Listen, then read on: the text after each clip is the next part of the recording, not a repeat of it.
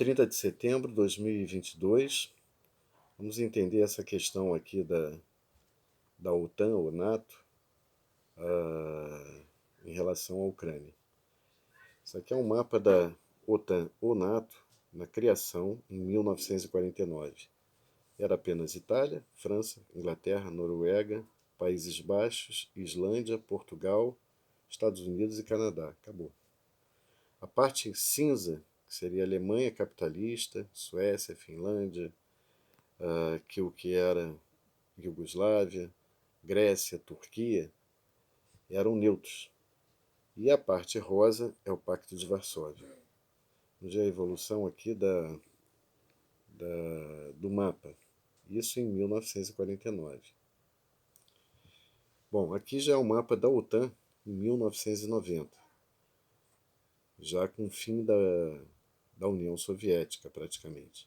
Né? Já o fim da União Soviética em 1990 e, consequentemente, fim do Pacto de Varsóvia. Ou seja, os países em azul são a OTAN, representam a OTAN. Entrou aqui a Turquia, entrou a Grécia, entraram mais alguns países aqui, a da Alemanha Ocidental. E aqui era neutro, passaram a ser neutros, porque acabou o Pacto de Varsóvia, e aqui está a Rússia. Tá? Até então a OTAN ainda estava apenas na Alemanha, em 1990. Houve a promessa ao Gorbachev de que não iriam avançar em direção à Rússia. Tá? E aí eles, a única fronteira que eles conseguiam ter em relação à à Rússia diretamente era apenas pela Noruega, essa pontinha aqui. Esse era o único contato que a OTAN tinha em termos de fronteira com a Rússia. Vamos ver a evolução aqui. Bom, aqui já é em 2020. Como se pode observar,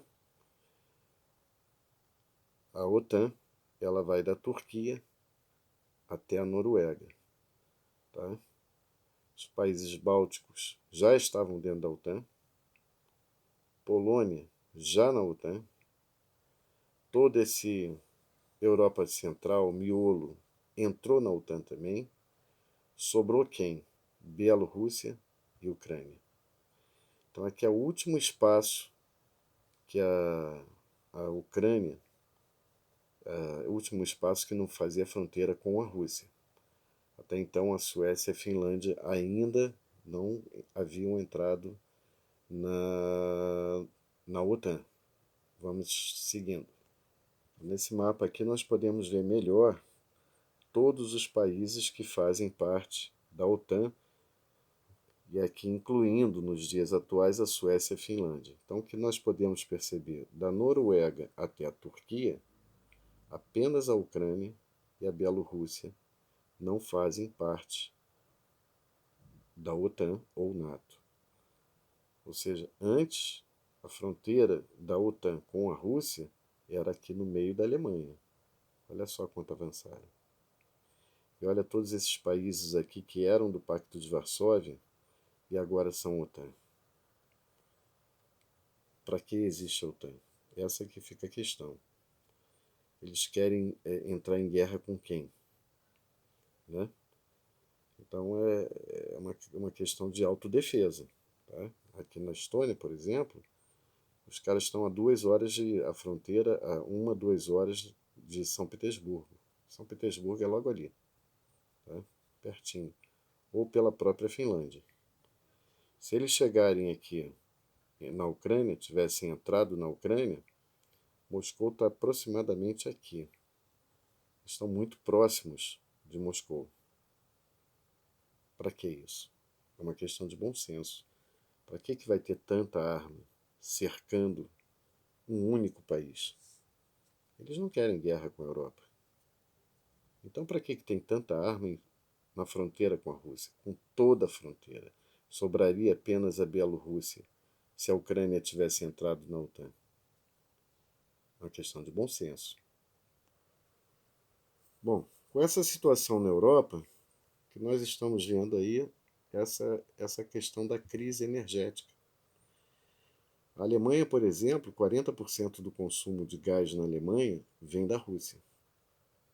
Se eles ficarem sem esse gás, não vão ser apenas as casas que vão ficar sem aquecimento, mas a indústria também. Né? Isso daí vai ser muito sério. E aí vai se ter uma crise energética, econômica, social, porque o povo já está reclamando. Os europeus já estão reclamando. Não são os políticos, o povo, porque os caras já estão pagando 11, 12 vezes mais caro pela energia. E o inverno ainda nem começou na Europa. Ainda é outono, ainda não está nem mais frio, tão frio. Né? Então, essa é a primeira questão. Aqui mais uma matéria de outro jornal alemão, falando da partir de 1º de outubro, novas medidas para tentar amenizar o que está por vir. Bom, aqui é uma notícia de aeroportos na Rússia, em algumas cidades e regiões que estão fechados por causa dessa questão da Ucrânia.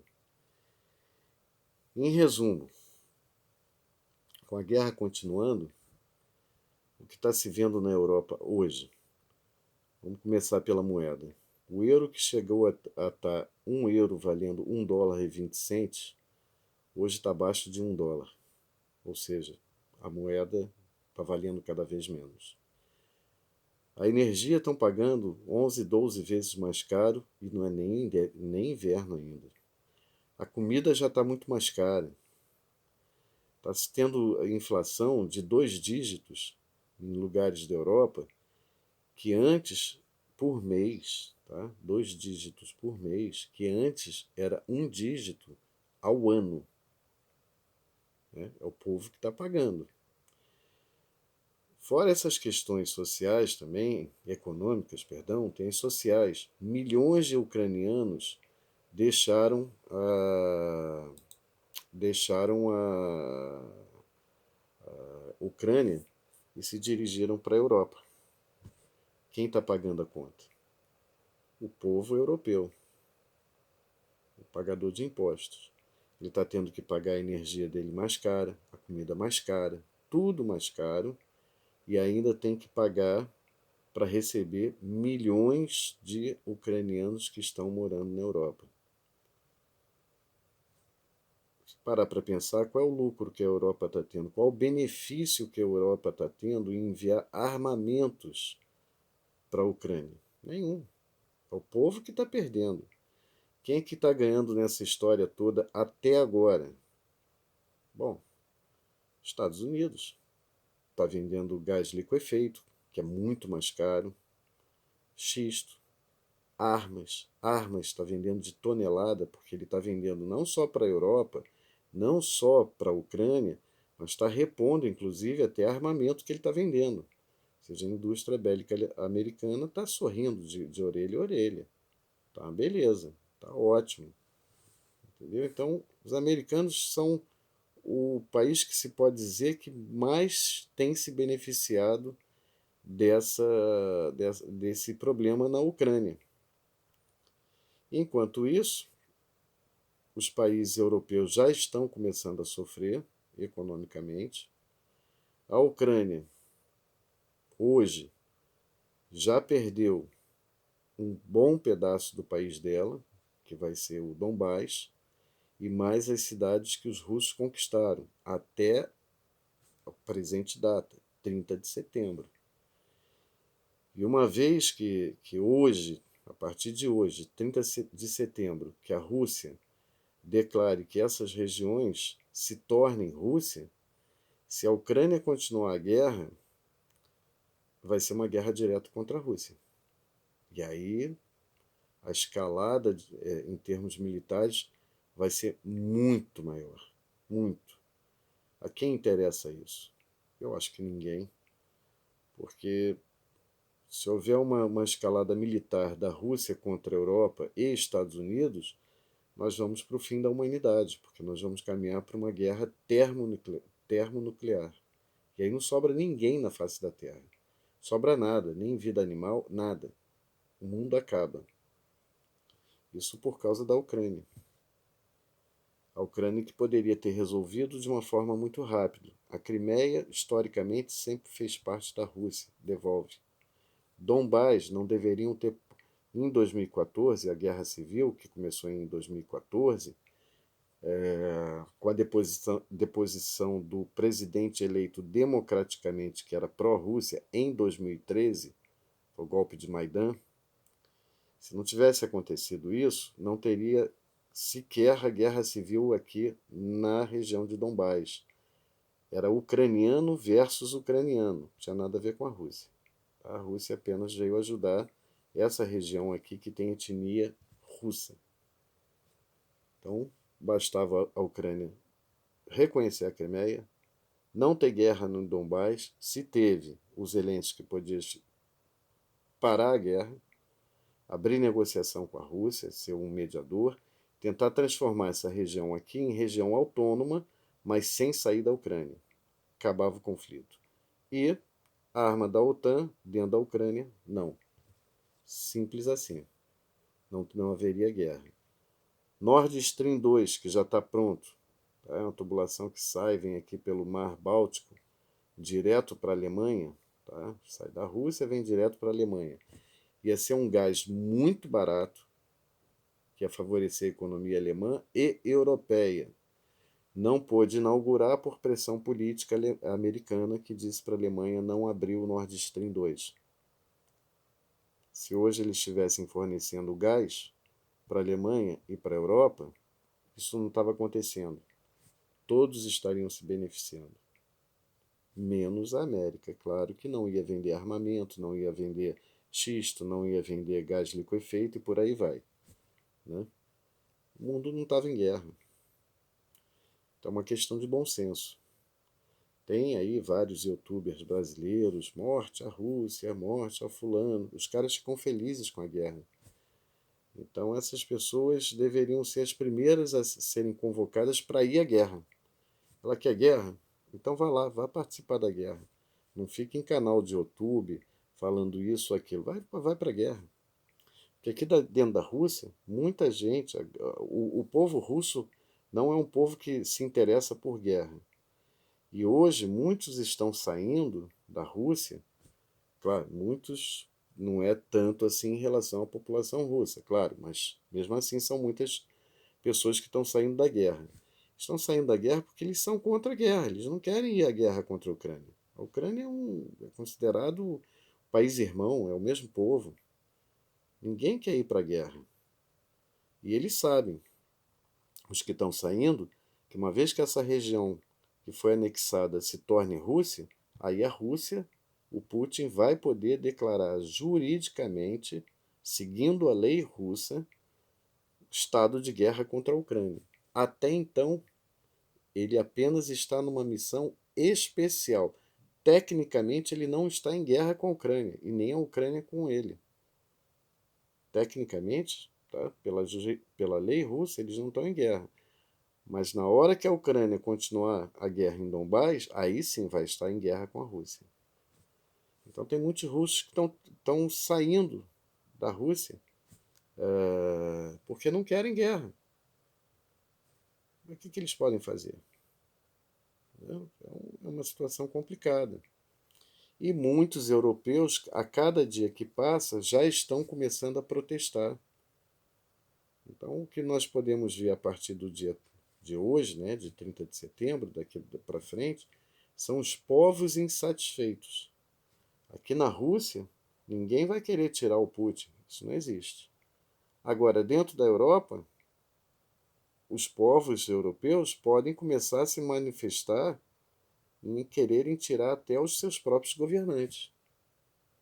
Por que ficar mandando arma para a Ucrânia? Essa é a questão. Milhões já estão lá dentro e são eles que estão pagando. E vamos no popular, vamos falar de forma sem hipocrisia. O ucraniano sempre foi visto pelo europeu como russo. Eles odeiam o ucraniano. Polônia, por exemplo, odeia o ucraniano. Antes da guerra, bem antes, diversos trabalhadores iam para a Polônia para trabalhar e são tratados na Polônia iguais cachorros. Agora, com a guerra, são amigos. A própria Alemanha, Mas, como é contra a Rússia, agora são amigos. Por que de 2014, quando começou a guerra civil na Ucrânia, os europeus não se movimentaram para parar a guerra na Ucrânia? Ninguém tentou. Mas agora a Ucrânia é amigo? Ou é amigo para poder atingir a Rússia? A pessoa tem bom senso ou não? Tem que parar para pensar, só olhar esse mapa. Isso em azul hoje, e mais, incluindo mais esses dois aqui, que é a Suécia e a Finlândia, são os países da OTAN. Militarmente eles estão, em termos de fronteira, da Noruega até a Turquia. Quem é que está avançando em direção à Rússia? Ou quem está avançando em direção à Europa? O russo não é, o russo saiu daqui, ó. Hoje está aqui na fronteira dele. Aqui por cima, por baixo, tudo encostando já na fronteira dele, já fazendo fronteira dele com ele. Bom, é isso. A questão é essa, 30 de setembro. A partir de hoje, eles já vão começar a apreciar se essas regiões vão fazer parte da Rússia. E o desdobramento disso, e vai ser aprovado, o desdobramento disso que vai ser a grande questão. Porque aí a Ucrânia estaria em guerra direta contra a Rússia. O que o europeu vai fazer? Essa vai ser uma grande pergunta. E já houve agora o problema com o Nord Stream. Tanto um quanto dois estouraram tubulações no Mar Báltico. Cada lado acusa o outro de ter estourado o gás. Né? Ou seja, antes a Rússia já estava prestes a boicotar o gás dele para a Europa. Agora, com o problema no Nord Stream 1 e 2, mesmo que ele queira mandar mais gás para a Europa, resolva tudo e queira mandar, não tem como porque foram danificados as duas tubulações. Vai ter que consertar. Bom, enfim, é isso. É um vídeo diferente, falando aqui diretamente da Rússia e como está a situação aqui na Rússia. Dentro da Rússia, está tranquilo. Tá? Dentro da Rússia. Então, vamos ver como que as coisas vão evoluir. Boa sorte para todos nós aqui do planeta inteiro.